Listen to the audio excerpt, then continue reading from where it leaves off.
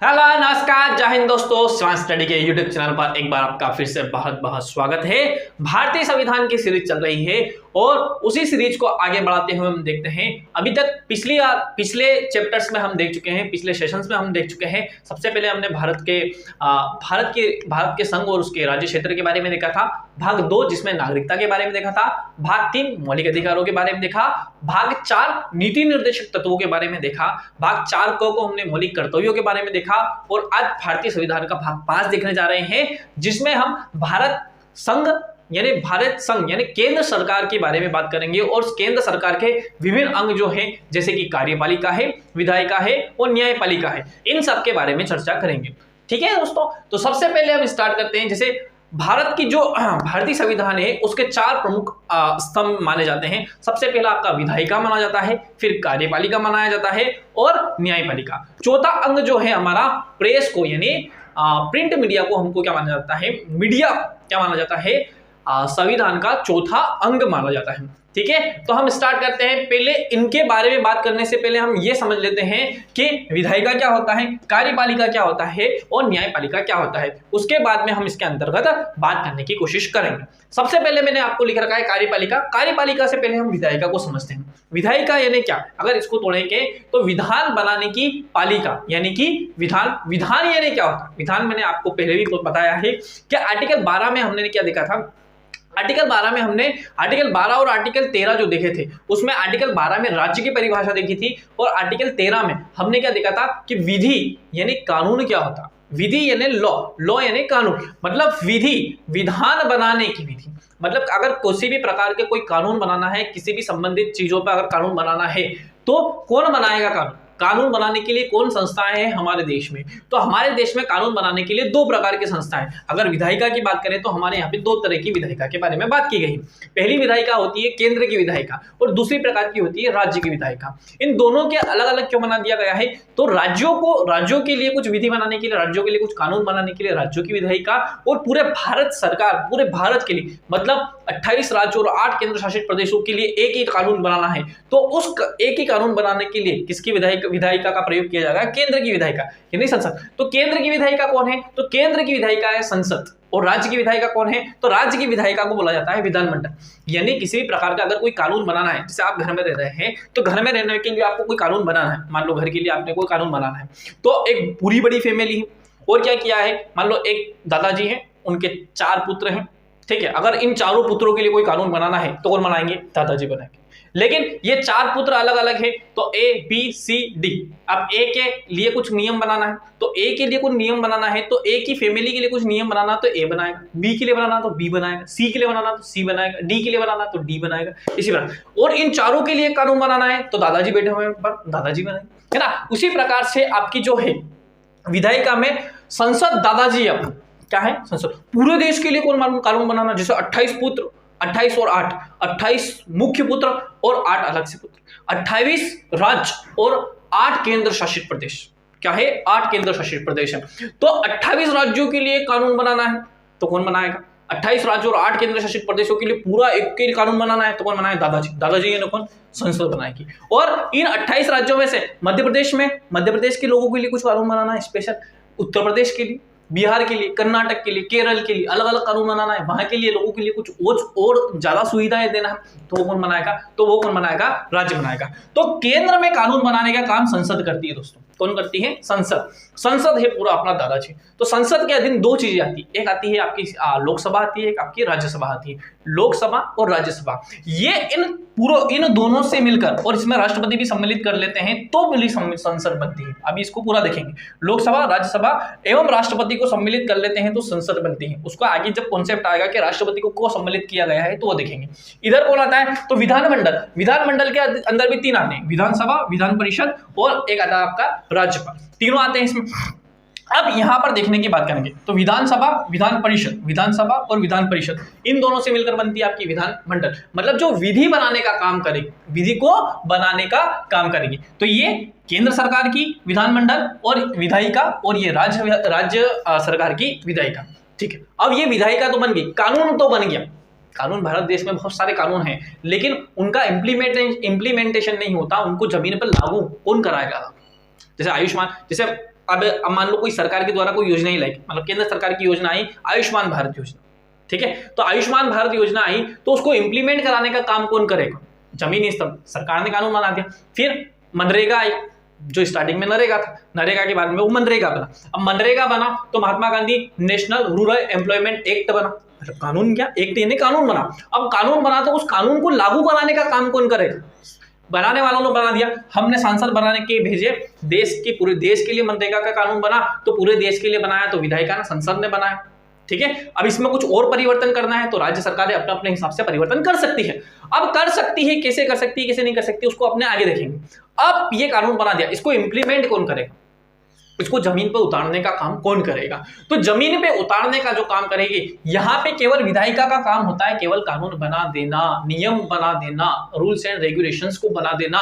लेकिन उसको इंप्लीमेंट करने के लिए कोई ना कोई बॉडी चाहिए, तो वो इंप्लीमेंट करने के लिए जो बॉडी है, उसको लागू करने के लिए जो बॉडी है, उस बॉडी को बोला जाता है कार्यपालिका। अब कार्यपालिका भी दो तरह की होती है। तो यहाँ पे अपने ने विधायिका देखी, तो विधायिका क्या है? केंद्र की विधायिका है, राज्य की विधायिका।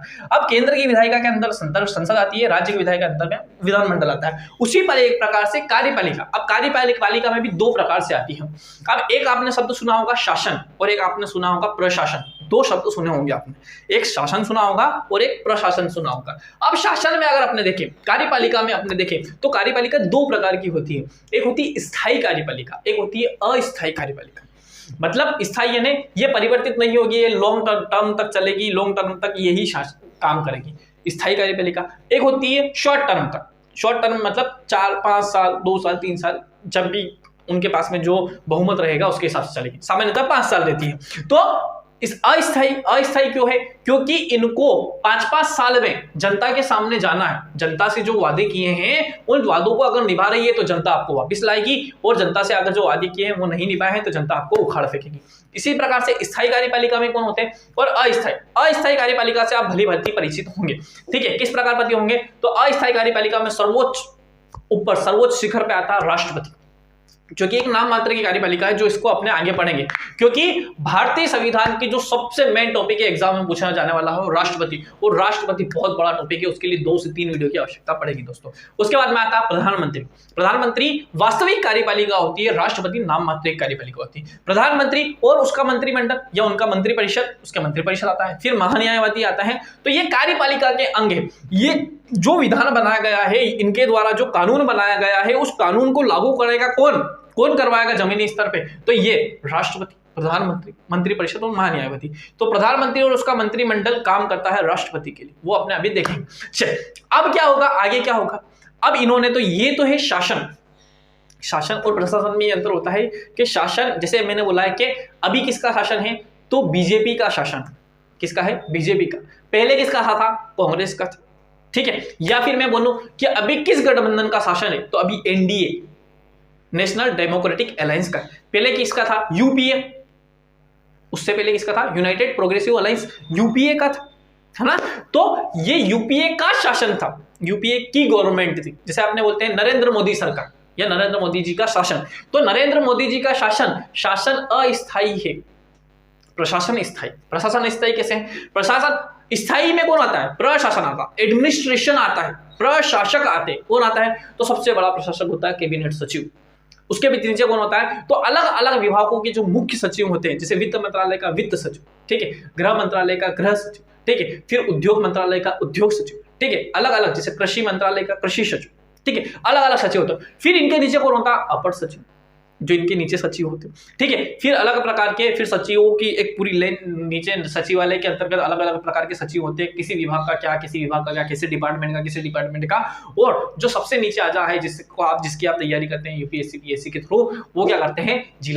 जिलाधीश से स्टार्ट होता है जिलाधीश। फिर अलग अलग विभागों के पहले सचिव बनाया जाता है, सचिवालय में भेजा जाता है। फिर किसी विभाग का मुख्य सचिव या डायरेक्टर बना दिया जाता है, डायरेक्टर के बाद में वहां का मुख्य सचिव तक जाते हैं और फिर कैबिनेट तक जाते हैं। यहाँ पे सबसे ऊंचा पद कौन है? तो कैबिनेट सचिव बनेगी। यहाँ पे सबसे ऊंचा पद कौन है? तो राष्ट्रपति सामान्यतः बनने के लिए कोई नहीं जाता है प्रधानमंत्री बनने के लिए, क्योंकि सबसे ज्यादा जो पावर होती है वो प्रधानमंत्री के हाथों में होती है। आई थिंक आप समझ गए होंगे कि कार्यपालिका क्या होती है। कौन है कार्यपालिका? विधायिका का काम है कानून बनाना, विधायिका का काम कानून बनाना, कार्यपालिका का काम उसको इंप्लीमेंट करना, लोगों तक पहुंचाना। अब जो विधायिका ने जो कानून बनाया है, उस कानून में अगर उस कानून में देखो, अब कानून बनाया है तो कानून को लागू करवाना होगा, अब लागू करवा दिया है। अब कुछ कानून ऐसे भी होते हैं कि जो किसी दंड के लिए बनाए गए, मतलब जैसे आईपीसी सीआरपीसी के तहत जो भी दंड दिए जाते हैं आपको, या जैसा कोई कानून बनाया उसके तहत दंड देने की व्यवस्था है, जैसे मनरेगा ही है। अगर मनरेगा में किसी ने प्रकार का कोई भ्रष्टाचार किया तो भ्रष्टाचार के लिए कोई ना कोई तो सजा देनी पड़ेगी। तो सजा देने का काम कौन करता है? वो करती है हमारी न्यायपालिका। सर आपने यहाँ पे तो दो भागों में बांटा गया है, यहाँ पे क्यों नहीं बांटा है? तो भारत की जो न्यायपालिका है वो एक हरी व्यवस्था, भारत की जो न्यायपालिका की व्यवस्था है वो एक हरी न्यायपालिका की व्यवस्था है, जिसके सर्वोच्च शिखर पे आता है सुप्रीम कोर्ट, फिर आता है हाई कोर्ट और फिर सबसे लास्ट में आते हैं अधीनस्थ कोर्ट आते हैं। तो ये तीन चीजें हैं, कार्यपालिका, विधायिका और न्यायपालिका। आई होप ये आपको समझ में आया होगा। ठीक है, कार्यपालिका का पूरा कॉन्सेप्ट समझ में आया होगा। आगे क्या देखा है इसमें कि संसद के द्वारा कानून बनाया, तो संसद क्या करती है कि संसद के कुछ विषय निर्धारित करती है। संसद क्या करती है, जैसे संघ सरकार के कुछ विषय निर्धारित करते हैं, राज्य सरकार के कुछ विषय निर्धारित करते हैं और दोनों के लिए कुछ विषय निर्धारित करते हैं। जो संघ सरकार को प्रभावित करते हैं उसका कानून संघ सरकार बनाएगी, और वो राज्यों को प्रभावित करते हैं वो विषय राज्य बनाएगी, और जो दोनों को प्रभावित करते हैं वो किसको बनाएगी? दोनों बना सकते हैं, उस पर कानून बना सकते हैं। जैसे मैंने आपको दिखाया, जैसे नागरिकता संबंधी कोई कानून बनाना है तो कौन बना, जैसे अभी सीए आया था, ठीक है, सिटीजन अमेंडमेंट एक्ट आया था। संचार से संबंधित कोई कानून बनाना है, ठीक है, तो कौन बनाएगा? संघ सरकार बनाएगी। विदेश से रिलेटेड कोई कानून बनाना, फॉरेन अफेयर से रिलेटेड कोई कानून बनाना है तो विषय, राष्ट्रीय राजमार्ग से संबंधित कानून बनाना है तो राज्य सरकार, राजकीय राजमार्ग से संबंधित बनाना है तो राज्य सरकार बनाएगी। फिर लोक स्वास्थ्य या लोक व्यवस्था से संबंधित कोई कानून बनाना है तो कौन बनाएगी? राज्य सरकार बनाएगी। ठीक है, पुलिस किससे संबंधित है? तो पुलिस राज्य से संबंधित है। लेकिन वहीं पे सेना देखें तो सेना से संबंधित कोई कानून बना है तो संसद को अधिकार होता है, क्योंकि सेना जो होती है वो पूरे देश की होती है और पुलिस अलग अलग, UP police, MP police, Karnataka police, Maharashtra police, Uttar Pradesh police, Bihar police, अलग अलग पुलिस होती है। ठीक है दोस्त, तो और कुछ ऐसे नियम आते हैं जिस पर कोई भी संसद भी कानून बना सकती है और राज्य विधानमंडल भी कानून बना सकती है, दोनों बना सकती है। लेकिन अगर संसद के द्वारा बनाया गया तो संसद के ही लागू होगा। जैसे वन, कृषि, कारखाना, विद्युत, ये बहुत सारे ऐसे मामले हैं जिसमें दोनों के पास में कानून बनाने का अधिकार होता है। ठीक है, इतना पूरा मामला आपको समझ में आया तो हम आगे चलते हैं। जो जैसे कि मैंने आपको बताया है कि अगर 3 भागों में बांटा हुआ है, कितने भागों में बांटा हुआ है? 3 भागों में बांटा हुआ है। ये संघ सरकार को 3 भागों में बांटा है, कार्यपालिका, विधायिका एवं न्यायपालिका में बांटा गया है। तो इसमें का कॉन्सेप्ट क्या है? तो कार्यपालिका का जो आर्टिकल है वो आर्टिकल 52 से स्टार्ट होता है। ये पूरा आर्टिकल कहां से स्टार्ट होता है? संघ की बात करें तो 52 से स्टार्ट होता है और 151 तक जाता है। इसमें बहुत सारे, लगभग 100 आर्टिकल। ठीक है, तो ये कार्यपालिका का जो काम है वो 52 से चालू होता है और 78 तक जाता है। कहां तक जाता है? 78 तक। फिर 79, 80 और 81 ये मुख्य रूप से संसद, लोकसभा और राज्यसभा को निर्धारित करती है। ये जो राज्य वाला पूरा मैटर है, ये राज्य वाला पूरा मैटर, इसका राज्य सरकार की अलग से ही बात करेंगे अपने, राज्य सरकार की। से यहाँ पे मैंने लिखा संघ सरकार, ये तो मैंने आपको विधायिका समझाया इसलिए यहाँ पे लिख दिया। इसके बाद में क्या करता है? विधायिका। ठीक है, विधायिका के बाद में इस पूरी विधायिका का कहां तक चलेगा कॉन्सेप्ट? ये 179 से लेके इसको आप चलाएंगे 123 तक, 123 तक जो पूरा कॉन्सेप्ट चलता है वो संघ की विधायिका के बारे में चलता है। उसके बाद में संघ की, राज्य की बात नहीं कर रहा हूं, ठीक है। उसके बाद में न्यायपालिका की बात करेंगे तो आर्टिकल 124 से लेकर आर्टिकल 147 तक न्यायपालिका की कार्यों के बारे में बताया गया है। उसके बाद में 148 से लेकर एक स्पेसिफिक संस्था है अपने यहाँ पे CAG 151 तक, इसके बारे में बताया गया, मतलब 148, 149, 150 और 151। तो ये वाला जो कॉन्सेप्ट है वो CAG, controller and auditor general, CAG के बारे में बताया गया। ठीक है, ये न्यायपालिका का बारे में क्या समझाना चाह रहा हूं कि जो संघ सरकार है वो संघ सरकार को 3 भागों में बांट। सबसे पहले कार्यपालिका, विधायिका, न्यायपालिका। कार्यपालिका, विधायिका, न्यायपालिका। अब कार्यपालिका में कहां से कहां तक बात कही गई है? तो आर्टिकल 52 से लेके आर्टिकल 78 तक किसके बारे में बात करेंगे? विधायिका के बारे में, सॉरी, कार्यपालिका के बारे में बात करेंगे। ठीक है, यहाँ पर मुख्यतः अपने अस्थायी कार्यपालिका के बारे में बात करेंगे। ठीक है, उसके बाद किसके बारे में बात करेंगे? उसके बाद में विधायिका के बारे में बात करेंगे। तो विधायिका में कहां से कहां तक? आर्टिकल 79 से लेकर आर्टिकल 123, मतलब 123 तक लेकर। फिर न्यायपालिका में बात करेंगे तो न्यायपालिका में बात करेंगे 124।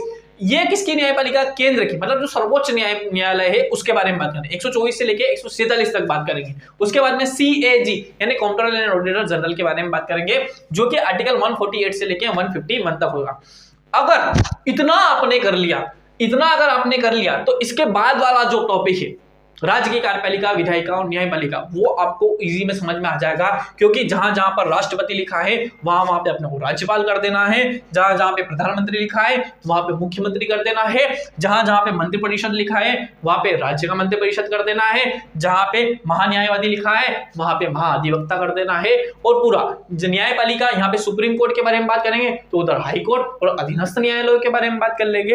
इस प्रकार से जो बड़ा वेटेज होता है आपका कॉन्स्टिट्यूशन का, वो आर्टिकल भाग 5 और भाग 6 से संबंधित होता है दोस्तों। अगर आपने भाग 5 कर लिया तो आपको भाग 5-6 पूरे अच्छी तरीके से आ जाएगा, ठीक है। तो कार्यपालिका, न्यायपालिका और विधायिका के बारे में आपने अच्छे से समझ लिया होगा।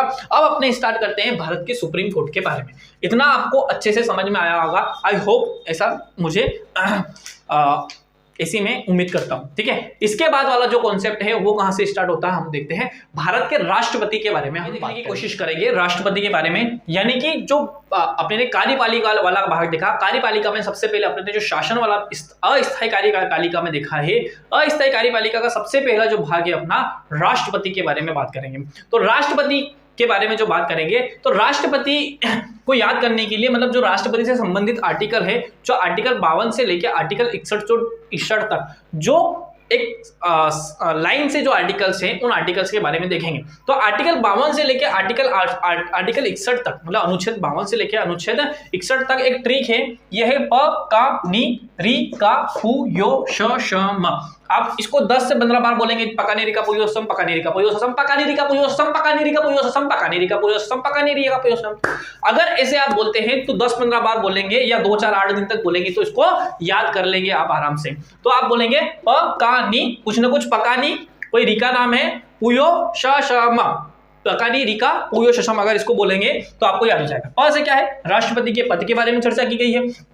का से क्या है, तो कार्यपालिका का प्रमुख होता है, ऐसा बोला गया है। नी से क्या है, निर्वाचक मंडल के बारे में बात की गई है। री से क्या है, रीति के बारे में बात की गई है। का से क्या है, उसका कार्यकाल कितना होगा राष्ट्रपति का, इसके बारे में बात की गई है। पुनः नियुक्ति हो सकती है या नहीं हो सकती, इसके बारे में बात की गई है। योग्यता के बारे में बात की गई है।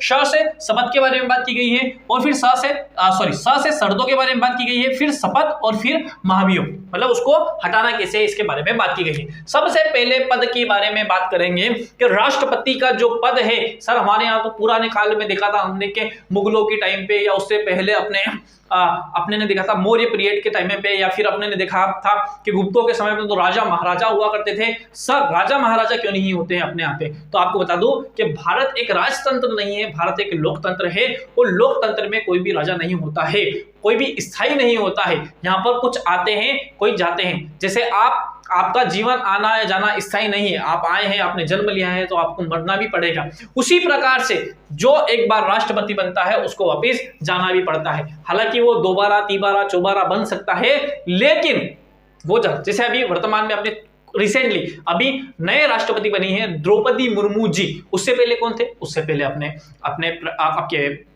प्रणब मुखर्जी, उसके बाद में जो आपके अभी रिसेंटली चेंज हुए हैं रामनाथ कोविंद जी, वो थे। उसके पहले और कोई थे प्रणब मुखर्जी से पहले, आपके जो महिला राष्ट्रपति जी प्रतिभा देवी पाटिल थी, उससे पहले आपके एपीजे अब्दुल कलाम थे। तो कोई भी स्थिर नहीं, ठीक है, कोई भी स्थायी नहीं है, अस्थायी है। इसलिए अस्थायी कार्यपालिका के अंतर्गत क्या किया जाता है, इसको काउंट किया जाता है। तो सबसे पहले बात करेंगे कि राष्ट्रपति जो है इसका कॉन्सेप्ट कहां से आया। तो सबसे पहले अगर देखा जाए तो इस पद को जो यूएसए के द्वारा अपनाया गया था, अपने यहां से जो कॉन्सेप्ट लिया गया है वो कहां से लिया गया है, तो राष्ट्रपति की शक्तियों के बारे में बात नहीं कर रहा हूं, राष्ट्रपति के पद और उसकी जो राष्ट्रपति का काम है उसको कहां से लिया गया है, तो ब्रिटेन के संविधान से लिया गया है। ये आप बात ध्यान रखना। उस पर महाभियोग यानी उसको हटाना कैसे, ये अमेरिका से लिया है, लेकिन राष्ट्रपति का जो पद का कॉन्सेप्ट है वो ब्रिटेन में जो शासक होते हैं, जो राजा होते हैं वहां के, उस प्रकार के राजा की तरह अपने यहाँ पे भी क्या होता है, भारत में जो राष्ट्रपति होता है। यूएसए से कैसे भिन्न है, तो यूएसए का जो राष्ट्रपति होता है, प्रेसिडेंट जो होता है, वो सरकार का भी प्रमुख होता है और वो कार्यपालिका का भी प्रमुख होता है, यानी वो शासन भी चलाता है, शासन का भी प्रमुख होता है। लेकिन अपने यहाँ पे शासन का प्रमुख नहीं होता, अपने यहाँ पे केवल कार्यपालिका का प्रमुख होता है। अभी आगे जैसे जैसे आप पता चलते जाएंगे वैसे वैसे पता चल जाएगा आपको, ठीक है। तो अनुच्छेद 52 के तहत जो राष्ट्रपति का पद लिया गया है वो ब्रिटेन के संविधान से लिया गया है, और यह ब्रिटेन के संविधान से लिया गया है, यूएसए से भिन्न है, वो उसको आगे देखने की कॉन्सेप्ट करेंगे। कोशिश करेंगे। और भारत का प्रथम व्यक्ति होता है, जो भारत का राष्ट्रपति होता है वो भारत का प्रथम व्यक्ति होता है। जैसे काउंटिंग के जरिए कि भारत का पहला व्यक्ति कौन, तो राष्ट्रपति होता है। जैसे अभी कौन होगा, तो अभी द्रौपदी मुर्मू जी होंगी भारत के पहले व्यक्ति, पहली नागरिक कौन होगी, भारत के जो राष्ट्रपति होते हैं वो भारत के प्रथम नागरिक होते हैं। ठीक है, उसी प्रकार से अपने आर्टिकल 53 व्यक्ति और नागरिक में क्या अंतर होता है, आई थिंक ये आपको मैं बता चुका हूं, जो पिछली वीडियोस देखी होगी आपने उसमें आपको पता चल जाएगा। ठीक है, तो पद जो लिया गया है वो ब्रिटेन के संविधान से लिया गया। ठीक है, मैंने बताया ना आपको, अलग अलग जगह से अलग अलग कॉन्सेप्ट लेकर आए हैं हम, अलग अलग देशों से। तो ये जो पद लेके आए हैं भारत के राष्ट्रपति का, वो कहां से लेके आए हैं, ब्रिटेन के राजा के यहाँ से लेकर आए हैं। ठीक है, फिर जो कॉन्सेप्ट है वो, ठीक है, अनुच्छेद 53 क्या बोलता है, कार्यपालिका का प्रमुख होगा। कार्यपालिका का प्रमुख कौन, यानी कि क्या मतलब, जितने भी काम किए जा रहे हैं, भले प्रधानमंत्री कर रहा है लेकिन नाम किसका होगा, कागजों में नाम किसका होगा, राष्ट्रपति के द्वारा किया जाएगा। मतलब ये कार्यपालिका का प्रमुख है। भारत सरकार के द्वारा जितने भी कार्य किए जा रहे हैं, जितने भी योजनाएं निकाली जा रही है, वो सारी योजनाएं वो किसके नाम पर चल रही है, वो भारत के राष्ट्रपति के नाम पर चल रही है। जितने भी लोगों का क्या होता है, किसका तबादला करना पड़ता है, किसी को कौन से सचिव को कौन सा काम देना है, कौन से सचिव को कौन सा काम नहीं देना है, कौन सी योजनाएं निकालनी है, कौन सी योजनाएं निकाली गई है, उस पर साइन सिग्नेचर करने का काम किसके द्वारा किया जाता है, तो कार्यपालिका का प्रमुख कौन है, राष्ट्रपति के द्वारा क्या किया जाता है, यह कार्यपालिका का प्रमुख है। मतलब साइन करने का काम, हर चीज पे साइन करने का काम कौन करेगा, राष्ट्रपति करेगा। लेकिन करवाता कौन है, प्राइम मिनिस्टर। प्रधानमंत्री और उसकी मंत्रिपरिषद जो सलाह देगी उस प्रकार की सलाह के हिसाब से कौन काम करेगा, राष्ट्रपति काम करेगा। ठीक है, इसलिए राष्ट्रपति को क्या बोला जाता है, नाम मात्र का प्रमुख बोला जाता है। वास्तविक प्रमुख जो होता है प्राइम मिनिस्टर और उसका मंत्रिमंडल होता है, क्योंकि वो सरकार का प्रमुख होता है, इसलिए क्योंकि सरकार का प्रमुख होता है। और भारत में है वो लोकतंत्र को अपनाया गया है, संसदीय प्रक्रिया को अपनाया गया है। इसलिए क्या होता है भाई साहब, क्या होता है दोस्तों, कि जो प्रधानमंत्री और उसका मंत्रिमंडल तो प्रमुख वास्तविक कार्यपालिका होती है, और नाम मात्र की कार्यपालिका कौन होती है आपकी राष्ट्रपति होता है।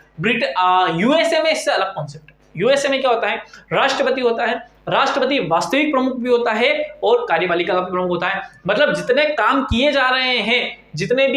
जा रहे हैं उस पे साइन कौन करेगा, राष्ट्रपति। नाम भी किसका होगा, राष्ट्रपति। सरकार का प्रमुख भी कौन होगा, राष्ट्रपति होगा। ठीक है, तो भारत में थोड़ा अलग कॉन्सेप्ट है, अमेरिका में अलग थोड़ा कॉन्सेप्ट है। उसके बाद में निर्वाचक मंडल की बात करता है, तो निर्वाचक मंडल में कौन कौन सम्मिलित होते हैं, तो निर्वाचक मंडल में सम्मिलित होते हैं आपके, देखो जो राष्ट्रपति का निर्वाचन किया जाता है ना, वो उसकी एक विधि होती है, एकल संक्रमणीय हस्तांतरणीय गुप्त मतदान के द्वारा राष्ट्रपति का चुनाव होता है। तो राष्ट्रपति के चुनाव में आपने हिस्सा लिया है कभी, आपने लिया है क्या, नहीं लिया। मैंने लिया है क्या, नहीं लिया। लेकिन फिर भी राष्ट्रपति का निर्वाचन जो किया जाता है, हमारे द्वारा जो भेजे गए लोग हैं उनके द्वारा किया जाता है। जैसे आपने जिनका चुनाव किया होगा, वो जो चुन के गए हैं उन व्यक्तियों के द्वारा राष्ट्रपति का चुनाव किया जाता है। इसलिए जो निर्वाचक मंडल होता है, उस निर्वाचक मंडल में कौन कौन सम्मिलित होता है उसको देखने की कोशिश करेंगे। ठीक है, तो निर्वाचक मंडल, जब राष्ट्रपति का चुनाव होता है तो उसमें एक निर्वाचक मंडल होता है। वो निर्वाचक मंडल ही वो क्या कर सकता है, वोट कर सकता है। जैसे अगर अपने कोई समिति बनाते हैं, अपने जैसे कोई मंदिर बनाया, कोई आपने एनजीओ बनाया, ठीक है, तो एनजीओ जो बनाया, अब उस एनजीओ का हेड चुनना है आपको, तो उस एनजीओ का हेड चुनना है, उस समिति का हेड चुनना है, तो उस समिति के सदस्य ही वोट देंगे, उस समिति के सदस्य ही वोट देंगे, तभी तो मतलब लीगल प्रोसीजर होगी।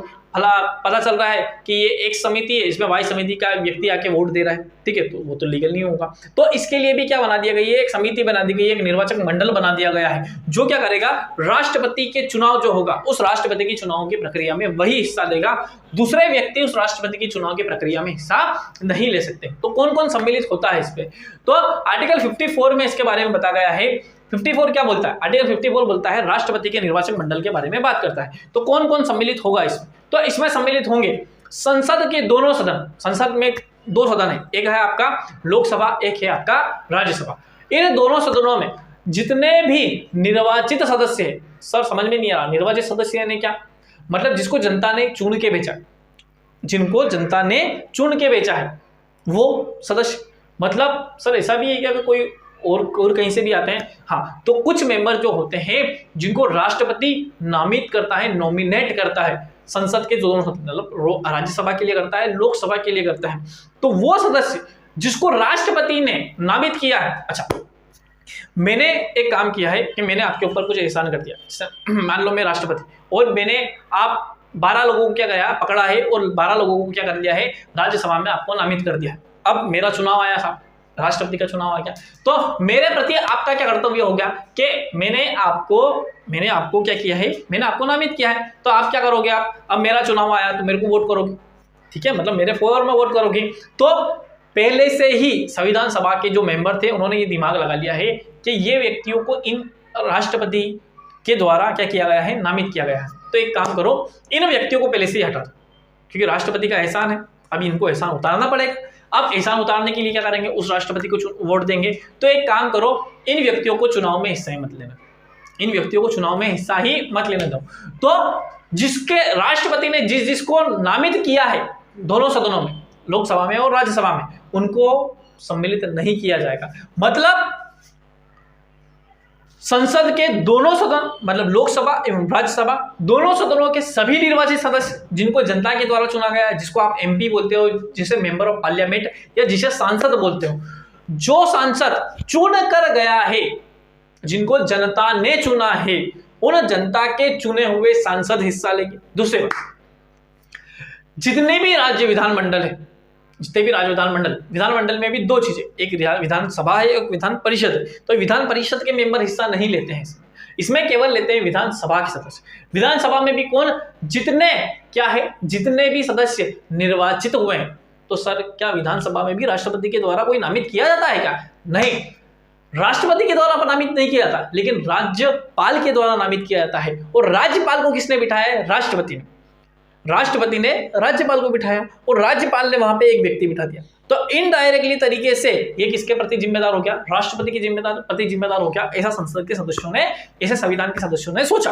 तो क्या किया कि राज्य में जितने भी निर्वाचित सदस्य हैं, जो चुन कर गए हैं, जनता के द्वारा वोट डाल के गए हैं, उनको क्या कर लिया जाएगा, इसमें सम्मिलित किया जाएगा।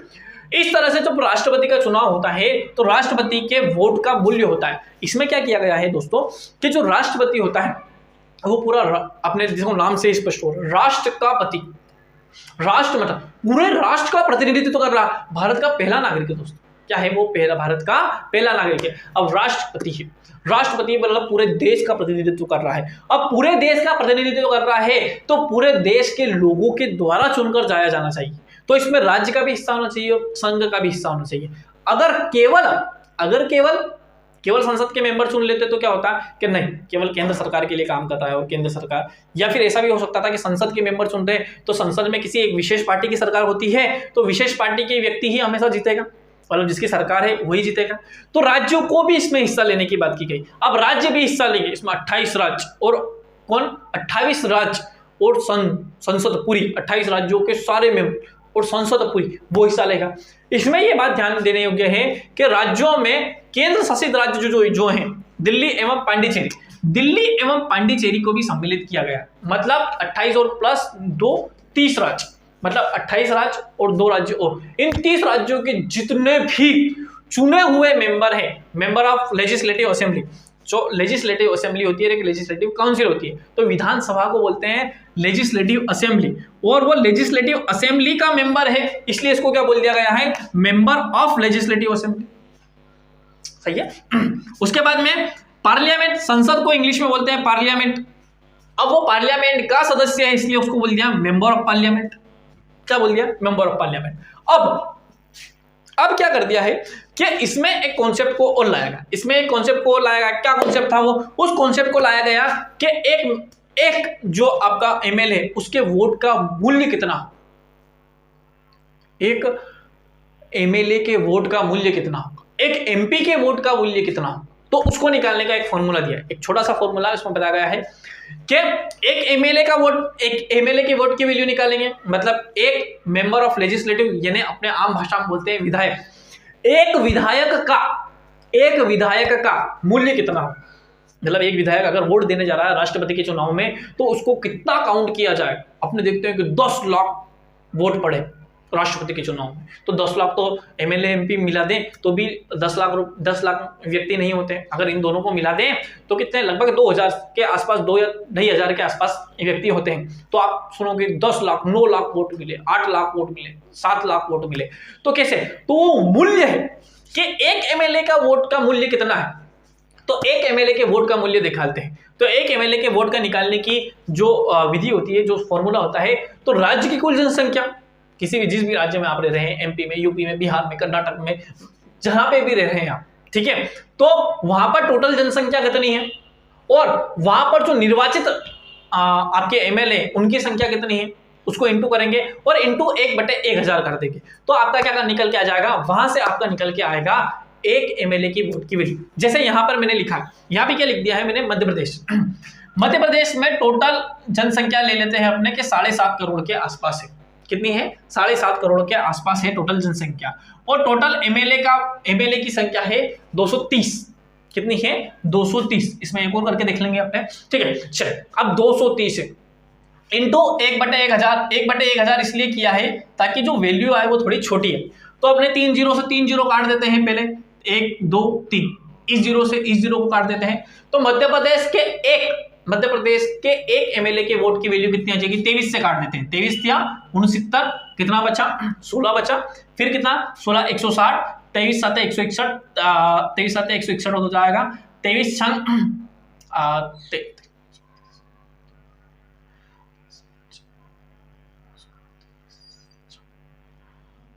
138 हो जाएगा, ठीक है। चलिए, उसके बाद में कितना बचेगा? 22 बचेगा। तो 22 2 0 बचेगा, है ना, एक 0 और बचा हुआ है। तो 23 से लगभग 9 बार चले जाएगा, 207 बार। तो लगभग 369 के आसपास एक एमएलए की वोट की वैल्यू आ जाएगी। कितने वोट की वैल्यू आ जाएगी? एक एमएलए। तो मतलब मध्य प्रदेश का एक एमएलए जाके वोट दे रहा है तो उसके वोट की वैल्यू लगभग 370 के आसपास। कितने आसपास है? 370 के आसपास। इसी प्रकार से अपने यूपी का भी निकाल सकते हैं। यूपी की पॉपुलेशन लगभग 25 करोड़ बोलते हैं, लगभग 25 करोड़ है। कितने हैं? 25 करोड़ है। तो लगभग अपने मान लेते हैं 25 करोड़ मान लेते हैं। कितनी मान लेते हैं? 25 करोड़। एक 0 हो जाए, है ना। उसके बाद में टोटल वोट कितने हैं? लगभग 400 मान लेते हैं। 403 है तो 400 मान लेते हैं, इंटू 1/1000 मान लेते हैं, ठीक है। 1 2 3 4 5, 1 2 3 4 5, ठीक है। अब 4 से डिवाइड करेंगे तो लगभग 625 इसका आंसर आएगा। कितना आएगा? 625। 4 से डिवाइड करेंगे तो 25 25 25 625। तो यूपी का जो एमएलए है उसकी एमपी के एमएलए से लगभग डबल वैल्यू है, लगभग डबल वैल्यू है। तो वहां पे खेल थोड़ा चलता है दोस्तों, है ना। चलिए, इसको अपने को ज्यादा इससे कोई काम नहीं है, अपने को केवल फॉर्मूला याद रखना है ना। तो ऐसे इसके निकलती है वोट की वैल्यू, ठीक है। अब क्या करें साहब? अब आगे ये तो एमपी की एमएलए की निकल गई। अब एमपी की कैसे निकालेंगे? तो एमपी की ऐसे निकालेंगे कि सभी राज्य के टोटल एमएलए की वोट की वैल्यू, सभी राज्य टोटल जितने भी राज्य, टोटल राज्य उनके एमएलए की कुल वैल्यू, जैसे मान लो कि कुल वैल्यू निकल रही है, मान लो कि 5 लाख निकल रही है, सभी की मिला के 5 लाख वैल्यू निकल रही है, ठीक है। 5 लाख वैल्यू निकल रही है। और संसद के कुल सदस्य कितने हैं? 245 इधर हैं और 550 इधर है। तो इनको 250 मान लेते हैं, इनको 550 मान लेते हैं। तो ये हो जाएगा 700 मेंबर हो जाएंगे, सॉरी 800 हो जाएंगे। तो 800 ले लेते हैं, टोटल 800 इंटू 1/1000, है ना। अगर इससे काटेंगे तो 1 2 3 1 2 3 1 0 से 1 0। अरे ये तो बहुत कम आ रहा है, इसकी वैल्यू थोड़ा ज़्यादा मानना पड़ेगी, इसकी वैल्यू थोड़ी ज़्यादा माननी पड़ेगी, ठीक है। 1/1000 ही है, सो 1/1000 नहीं आए, सॉरी 1/1000 नहीं आए। 5 लाख थोड़ा गलत हो गया था, है ना। और 800, तो 1 0 से 1 0, 1 0 से 1 0। अब 8 से काटेंगे तो लगभग ये 4 से 25 बार, 2 से 25 बार, है ना। तो लगभग इतनी वैल्यू आ जाएगी, है ना। इस प्रकार से अपने इसको भी निकाल सकते हैं। हो सकता है थोड़ा बहुत गलत भी हो सकता है, ठीक है। तो इस प्रकार से आपकी एक एमपी की वोट की वैल्यू निकलेगी और एक एमएलए की वोट की वैल्यू निकलेगी, ठीक है। चल, क्या क्या देख लिया आपने? पद का देख लिया, पद को ब्रिटेन के संविधान से लिया गया है, यूएसए से भिन्न है, ठीक है। लेकिन इसको हटाने का जो तरीका लिया गया है यूएसए से लिया गया है। भारत का प्रथम व्यक्ति होता है, ठीक है। चलिए, कार्यपालिका का प्रमुख होता है। कार्यपालिका के प्रमुख होने के नाते जितने भी भारत के द्वारा जितने भी कार्य किए जा रहे हैं भारत सरकार के द्वारा जितने भी कार्य किए जा रहे हैं वो राष्ट्रपति के नाम पर किए जाएंगे, ठीक है। हालांकि जो शासन का प्रमुख होता है प्रधानमंत्री होता है, कार्यपालिका का जो प्रमुख होता है नाम मात्र का प्रमुख प्रेसिडेंट होता है, ठीक है। चल उसके अलावा क्या है, निर्वाचक मंडल के बारे में देख लिया है। बाकी जो बचा हुआ है दोस्तों वो अपने अगले वीडियो में देखने की कोशिश करेंगे। आज के लिए इतना ही। अगर हमारा वीडियो आपको अच्छा लगता है तो हमारे वीडियो को लाइक कीजिए, शेयर कीजिए और चैनल को सब्सक्राइब कीजिए ताकि इसे ही प्रकार के इंटरेस्टिंग वीडियो आपको मिल सके। बहुत बहुत धन्यवाद। Thank you. जय भारत, जय हिंद।